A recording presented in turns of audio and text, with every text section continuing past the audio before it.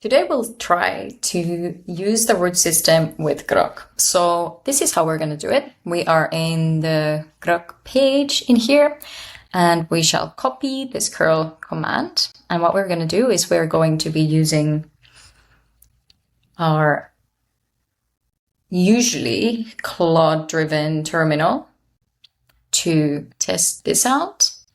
So now we're downloading Grok, right? And what we're going to do is we are going to obviously do what we're told in the system. We are going to log in using our whatever login details that you have. I don't have an account, so I'm going to take a moment to set this up.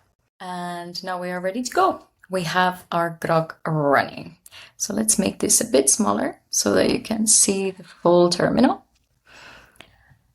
So I've never in my life used Grok before, so this is going to be the first time. So let's see how this works. What we're going to want to do is we're going to want to open the repo that we have. So let me just ask Grok for guidance. So I'm asking for Grok's advice. And again, I'm using very kind of like human language instead of technical jargon. Perfect. So this is my actual own Grok system. So this is how we're going to be connecting to Grok. So I want to use this page as inspiration. I will just find the page that I want to use as a reference so it knows exactly what to do.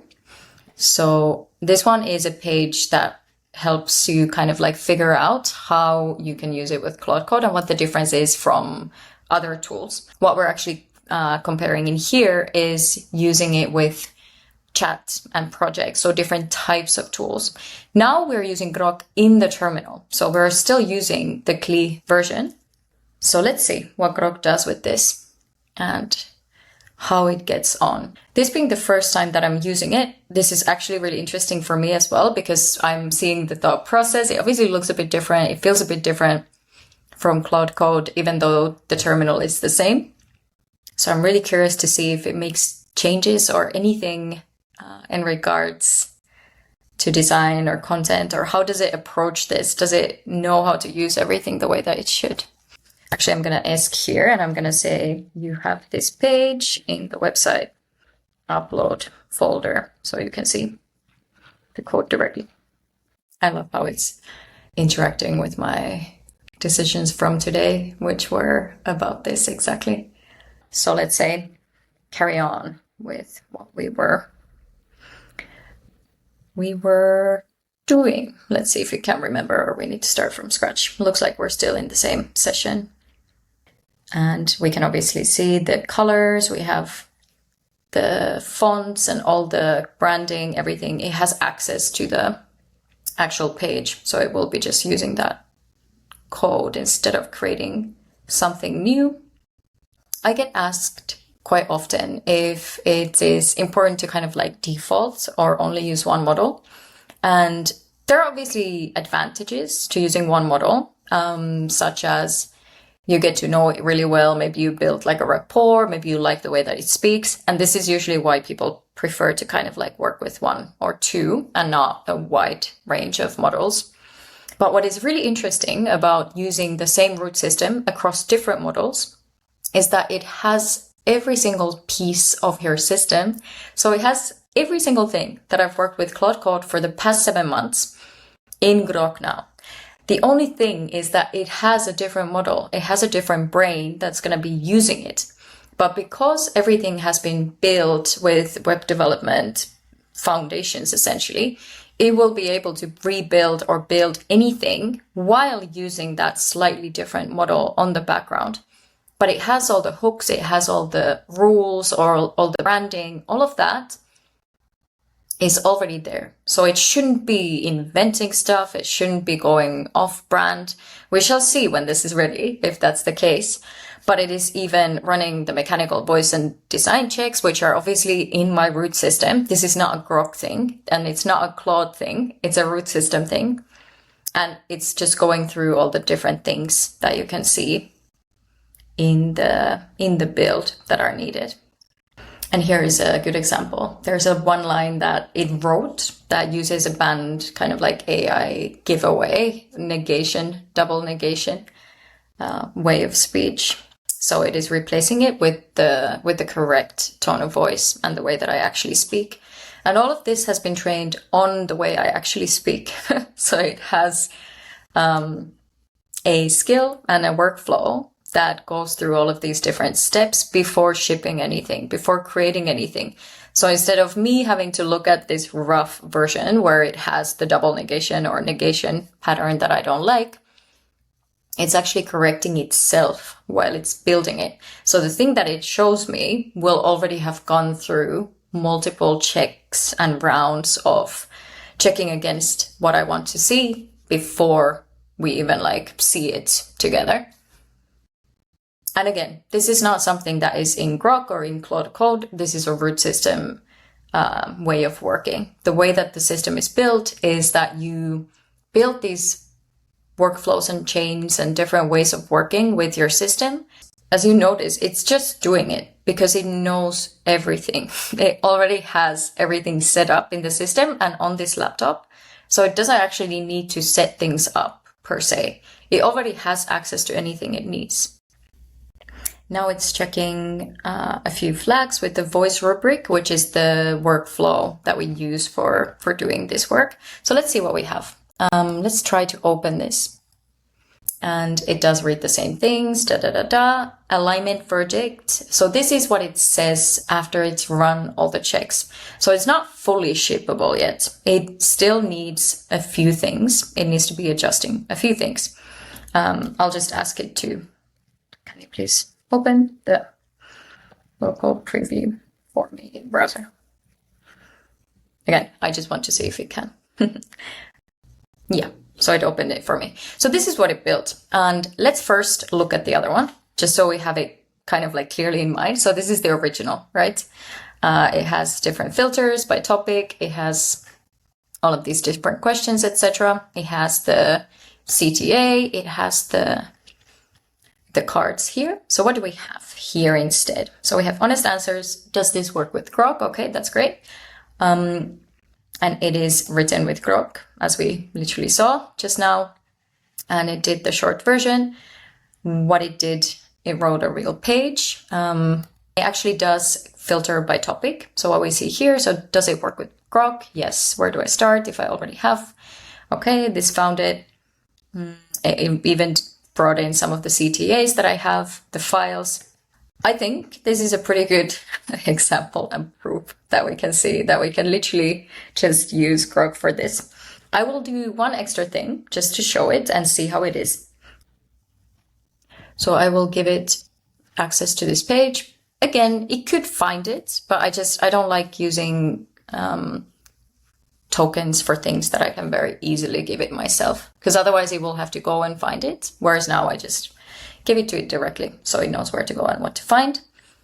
It is going to do 2 parallel tasks. So it's going to go search and look for the upsides for using Grok, and it's going to hopefully create the YouTube thumbnail using the skill that we have.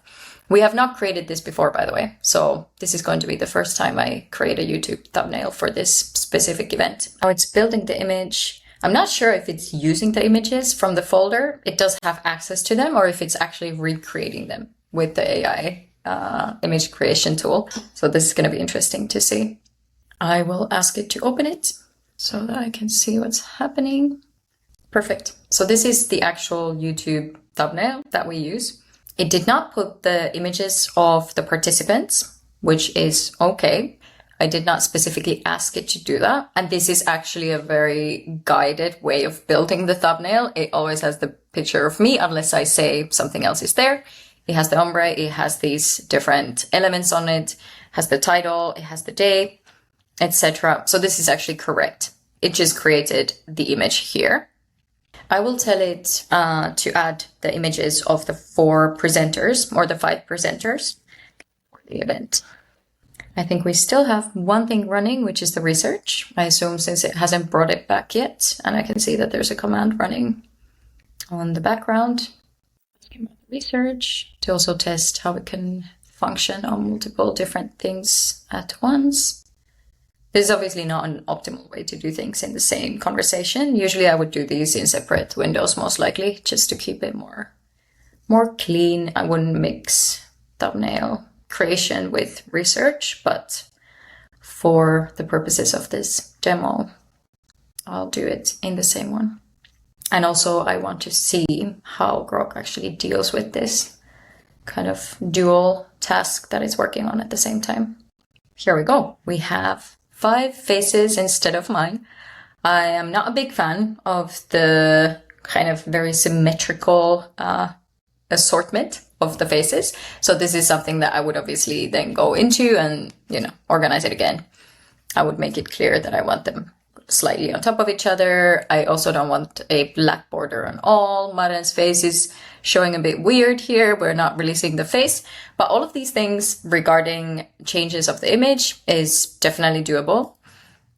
We did get the style though that we have in the YouTube thumbnail. I've never created one with this specific template with multiple people. So now we could, for example, finalize it, make it perfect, and then actually use that as a separate skill if we needed to do that multiple times in the future as well. We have the research back, and it finished while we were doing the thumbnails. So one line, this is going to be something that I will obviously have to go through and see if I agree with this, because this is strategic comments. What the research came back with today is, we can use the same ones. We can use the same MCPs that we already tested also. So that is true. We can create images in session. These are all tested as well. We can create short videos. That's interesting. I'm not going to test that now, but so when we're using Grok with the root system, we can actually create natively also AI video. There's also the live web, which is a bit different from Claude Code, and the cost is inclusive of the images and videos. So that is interesting. These are strategic points that it knows about me. If you remember in the beginning, it said, and it referred to my morning session about filming this video. So because it is using the root system, it can actually find out and see directly what I've been up to, what I'm trying to build. So it can actually give me this already. It knows what my strategic direction is, and it doesn't kind of like create it from out of nowhere. It's linking it directly to my product strategy. Okay, so these are interesting. So these are going to be like slight tweaks that you're going to have to do if you're using Grok primarily. Let's move forward so that I can show you the whole kind of path from from installing Grok to deploying this page, because I also want to see if it can deploy it.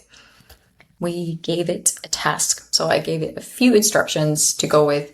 The main thing being that I really want to build this whole page. And I want to add the research that it did onto that page. I also asked it to add a few more elements into the hero, because we don't want to create identical pages on this website. The page is live. It is applying a few fixes. It is going to redeploy it and open it for me. Perfect. So this is the new page. If you remember, I asked it to make some changes to the header because I didn't like the hero. I added the Grok sparkle here. But let's see what we have. So it actually changed it, which I like. This is much more like the pages that we're creating now. It still has the short version. It is about what Grok adds. This is what I asked it to add based on its research. So it opens the same files. We can do pictures in the same place, in the same setting.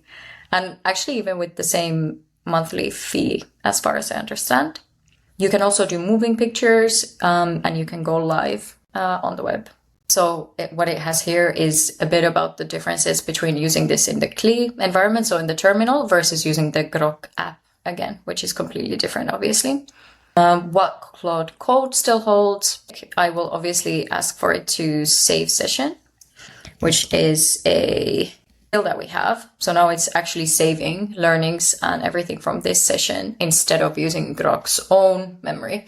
And this is what I referred to before, because I don't want to use the AI's or the LLM's own memory, but I want to use my root system's memory, so that regardless of the model that I'm using, all of it is going to be recorded in the same memory that I have access to. And then when I go to Claude Code, it actually knows that we did this as well. So you can move between.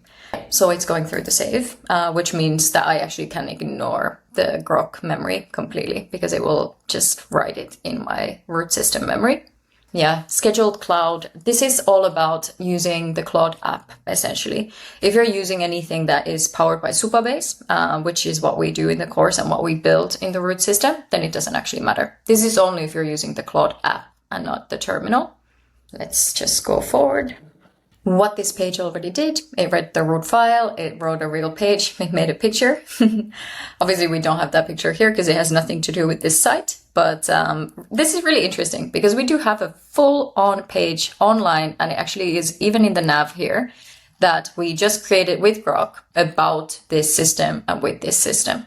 I am actually quite impressed with the fact that we could do everything this easily. This whole video was actually 40 minutes. So I know you're going to be seeing a shortened version because you don't want to be looking at all the code in between.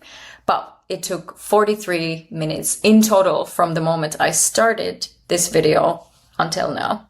So this is what happens when you're building with the root system. You can literally use the same system that you've built, the same skills, everything that you have, and you can keep changing across models. And you can keep changing across models, whether it's Grok, OpenAI, Claude, or my personal favorite and my kind of like future goals is to be running this on a local AI model on my own laptop. So this is just to show you how much actual freedom and ownership you get with the root system, because you are not stuck to any one provider. I know that providers have like import your memory, etc. in their settings, but here we didn't even need to import anything. We just opened the same terminal we would have done with Claude Code. The only thing we did differently was the first line where we opened Grok instead of Claude. That was the only difference. Otherwise, we were using the exact same skills, the exact same system, and all of the learnings from this setup are going to go into that same system. So regardless of if I open the next session with Claude, Grok, or OpenAI, or Kimi, or anything else, any other model that has a CLI version that you can use with the terminal is going to be there. And it's going to be learning from itself. I'm really excited to see where we get to and just how much we can actually benefit from using the root system across the different models to optimize for efficiency, cost, also environmental impacts of using AI. Thank you so much for joining. Share your questions below. Thanks.